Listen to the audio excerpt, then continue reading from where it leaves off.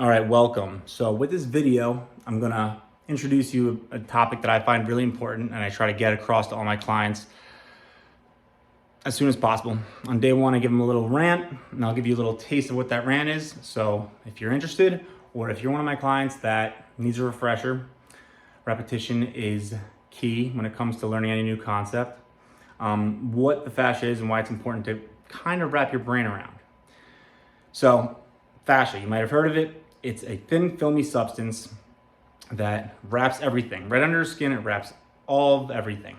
It's like a bag. Not only that, it's woven through bundles of muscles, muscle groups, bundles, and even individual fibers. It's woven through everything. Without it, our muscles would be soup. We'd be a bag of skin and soup and bones. It suspends everything in place. So it's literally a shell, an invisible shell. If you slice yourself open, you can see the shell, but invisible from the naked eye, that suspends everything in place. And when we're young, it's very plastic, just like our brains. And plastic as in plasticity plastic, like neuroplasticity. It's malleable. And just like our brain, if we use it a lot when you're younger, it's easy to learn movements and concepts. You might not be very smart as a kid, but if you learn the piano or a foreign language as a kid, it solidifies in there way better than you do if you're an adult. So the same concept applies to movement of the body. So you could think of it as muscle memory. Muscle memory is not really a thing per se, but how your nerves remember movements, that's more of a thing. How your brain interprets it and remembers movements, that's muscle memory. But that's a different concept. So we have the shell and it adapts to our movement. So if we use it in a certain way, our body's going to be able to maintain that movement, own that movement, and make it more efficient. So fascia actually has a quality where it can store and release energy like a spring. And so it's not just suspension of all of our stuff, it's also helps us become more efficient in our movements. But if you don't use a certain range of motion for a long enough period of time, then it becomes hard in that range of motion. So the muscle will actually physically become harder. If you poke into a kid's arm that is like a 4-year-old kid and you press into it, or you're giving somebody a massage and go, do it to me, and they go, I don't feel anything. Or they might just mimic you and be like, oh, it feels so good. But this shell, as kids, very malleable. As we get older, we don't use a range, the muscle becomes hardened in that range. It can be stuck in a shortened position, like if somebody slouched like this, their pecs and their fascia, so muscle and fascia combined is myofascia. So their myofascia in their chest is going to be stuck in a shortened position. The myofascia in the back of their shoulder and their mid-back is going to be stuck in a longer position. And it's going to be, if you spend enough time outside of that range and not using that range, or you spend enough time stuck in a certain position, it's going to literally get stuck like that. Like, don't make that face or you get stuck like that when you're making a stupid face when you're a kid. Well, that actually applies to the muscles, but a bunch of factors play a role, including sleep, nutrition, other environmental things that you can intake in your body, blood sugar levels, stress, a lot of things. But I'm just going to focus on movement for now because the other stuff is secondary, at least for now. Okay. So myofascia adapts to our movement, can make our movement more efficient, stores and releases energy like a spring. And you spend decades not using a movement, you're not going to be able to access that range. You spend decades if you never open your eyes for a decade, your eyes will have to relearn how to see. Same thing happens with people I'm working with. They haven't used a certain range in a while because of daily activities. Overuse of a specific range can also make it more bound up in that area. Underuse and overuse and not having the right biomechanics. Also, if you injure an area, my example is I sprained my ankles a lot when I was younger, gentleman playing football, and I did what you get done to you in any kind of high school and college program. You get taped up. So sprain my ankle, tape me up. So the sprain itself is going to make things tighten up in that area temporarily, kind of like your body's version of taping. And also, after that, you're taping it up, so you're not going to use that range. So unless you specifically have a strength coach or you deliberately go out of your way and loosen that ankle up and strengthen it through the full range of motion, then it'll get stuck like that. And the longer it's stuck in a certain range, the more it's going to take to get it back to baseline. And there is a point of no return, but that's if like you're 80 years old and you have all sorts of other problems besides tight ankles or tight shoulders or something. I've had probably 2 or 3 clients. I'm like, I don't know. I don't think this is going to change unless they made a huge life change. And it's hard to teach an old dog new tricks. But as long as you are decently healthy and you know what you're doing, you can restore range in that joint. Movement is the number one thing to get range in that joint, but sometimes you're going to need to break out the big guns to make the process a little faster, and possibly you might have to loosen up this tissue, this myofascia that's hardened, with like a soft tissue work or something like that, dry needling, other forms, floss. All the soft tissue work is doing the same thing. It's, from an outsider's perspective, it's loosening up the tissue. People debate if it's neurological or if there's a physical component. Does not matter. What matters is it helps loosen it up so the joint feels better so you can strengthen it.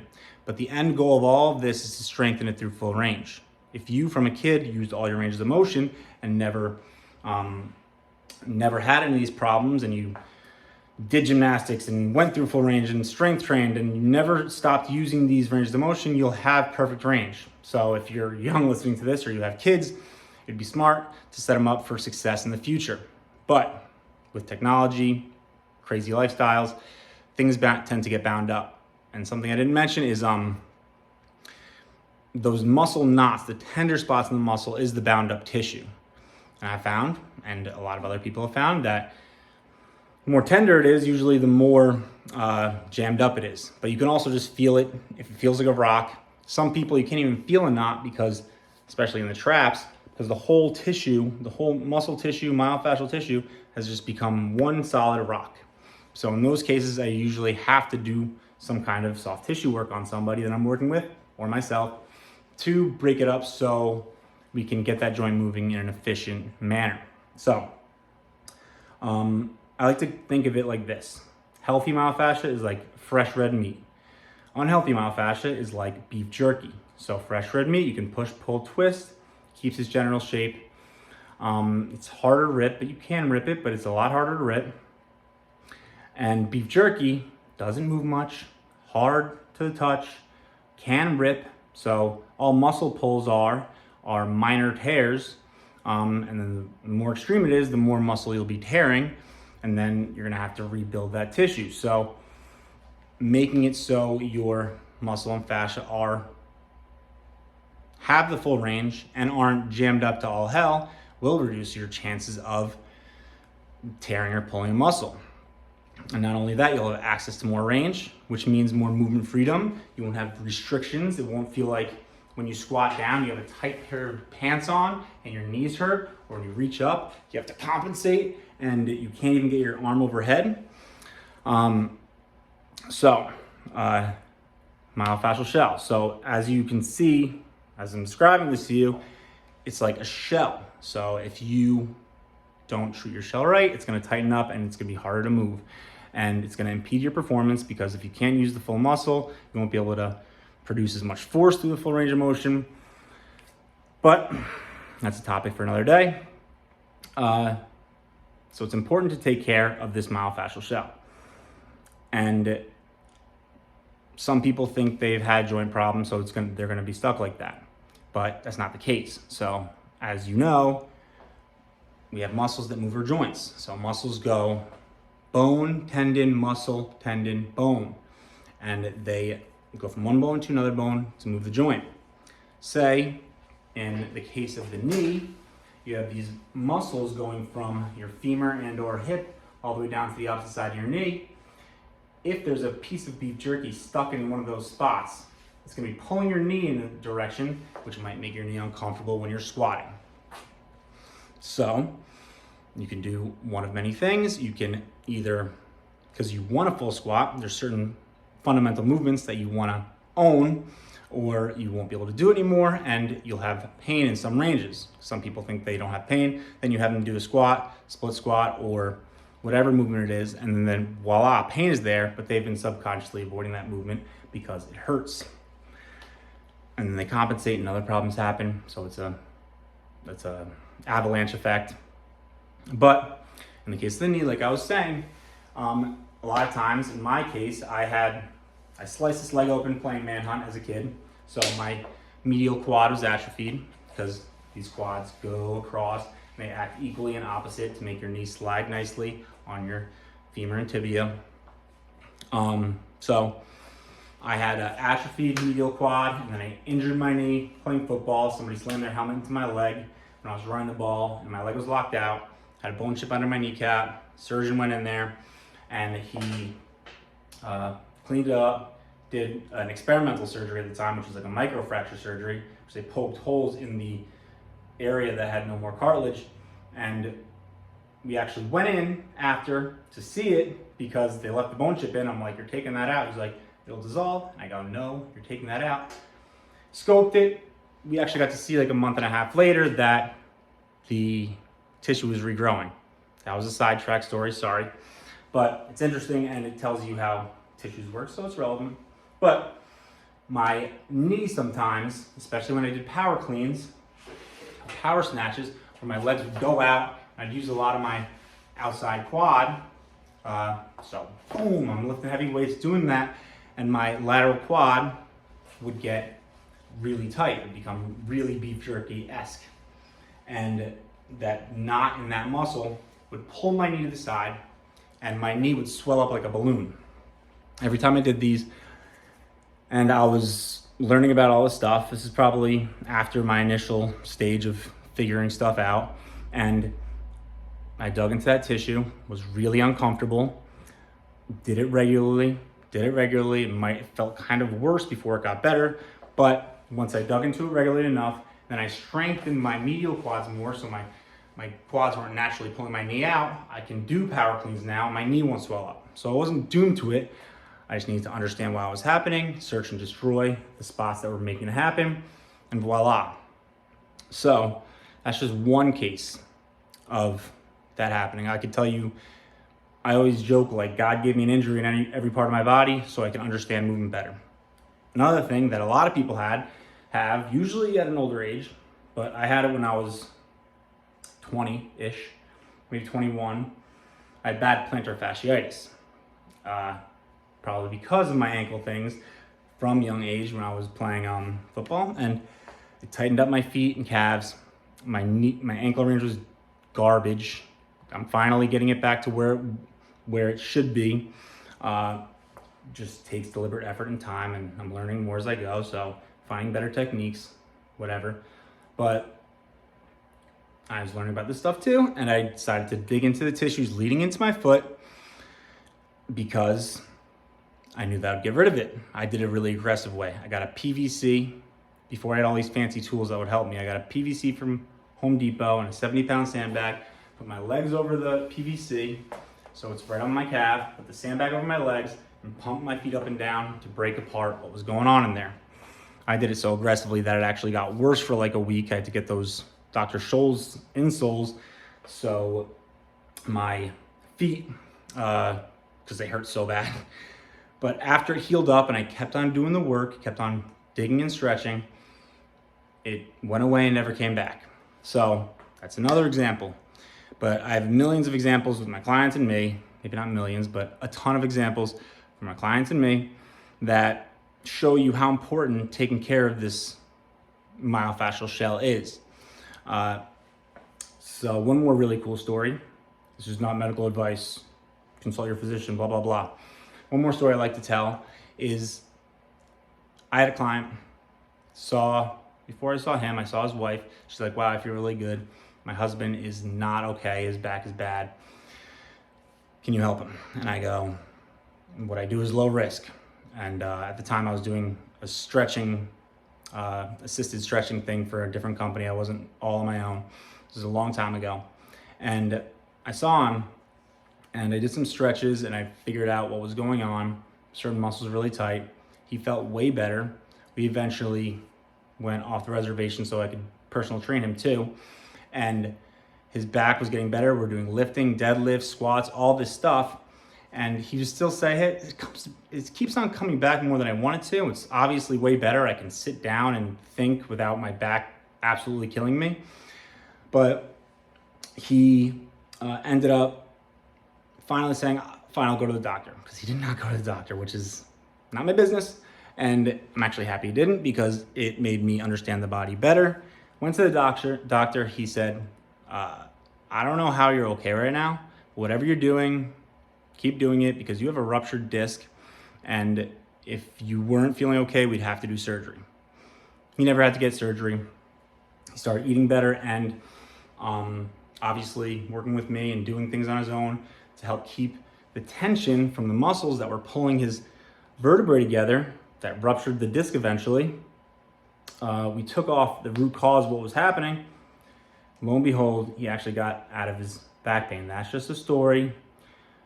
Don't skip your ruptured disc doctor appointment. But all these things give me a clear picture of what's going on and what can be done.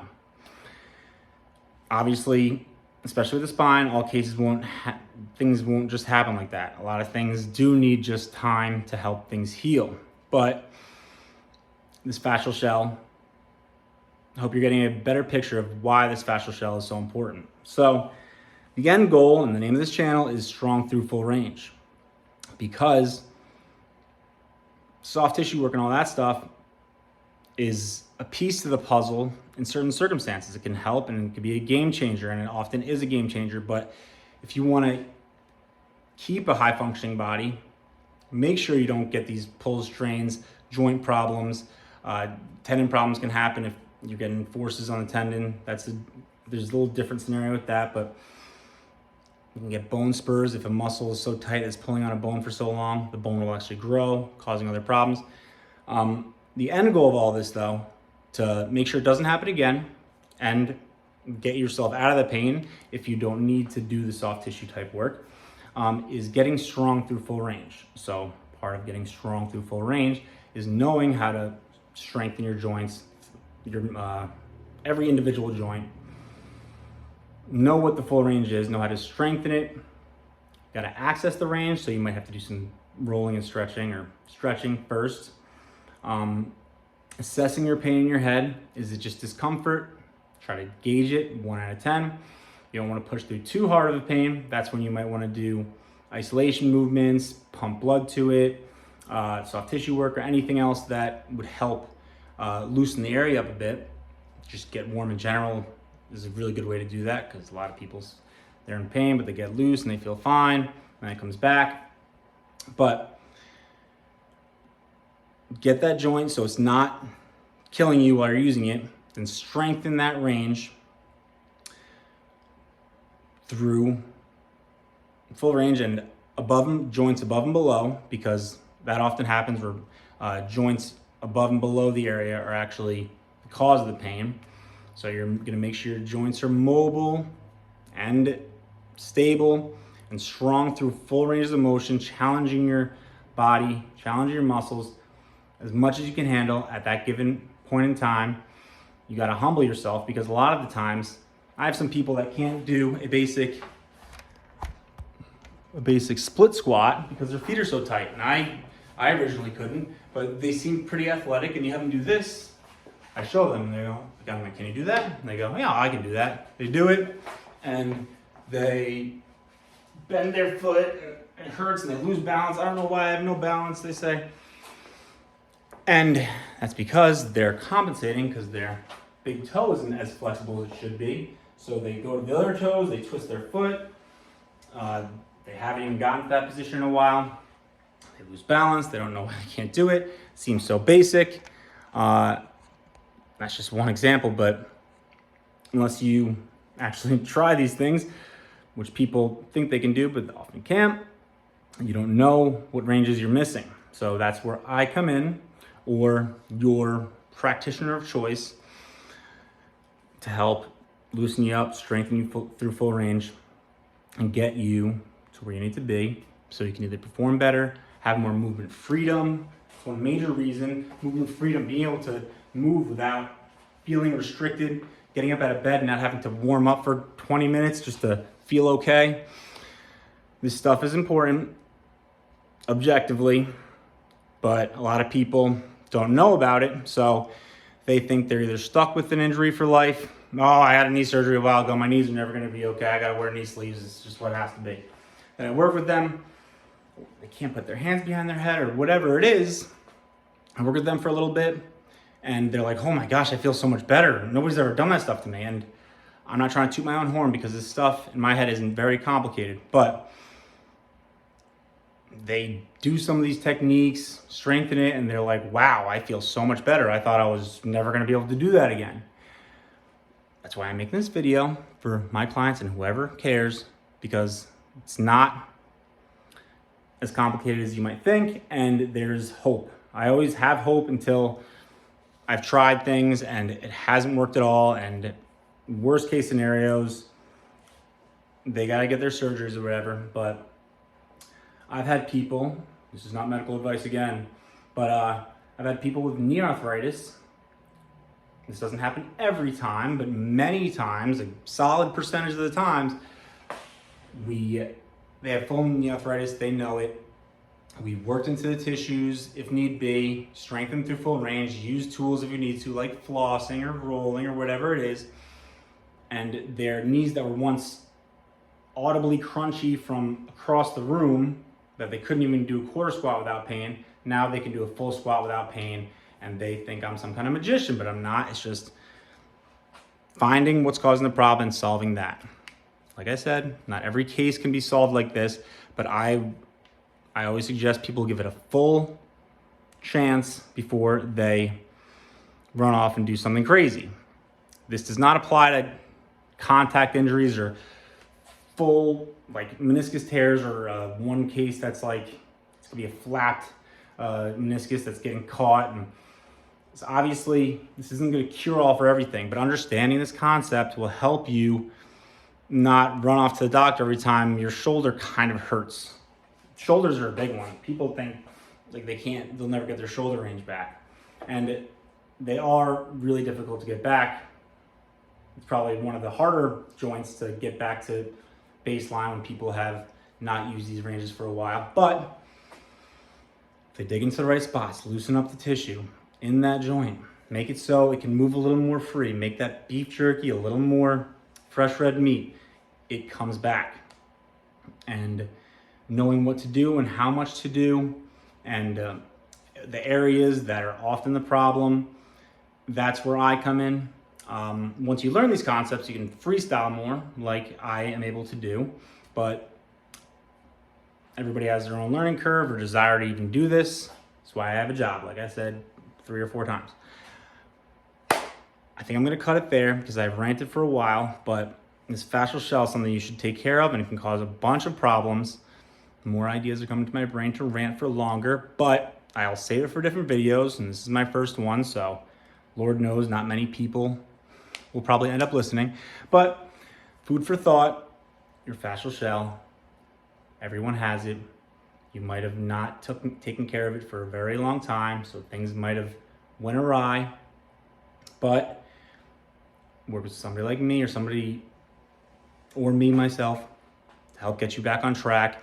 And once you understand these things, you can be your own judge of if something's a real big problem or if you can potentially solve it yourself, or at least make it much better so you can do the things you want to do.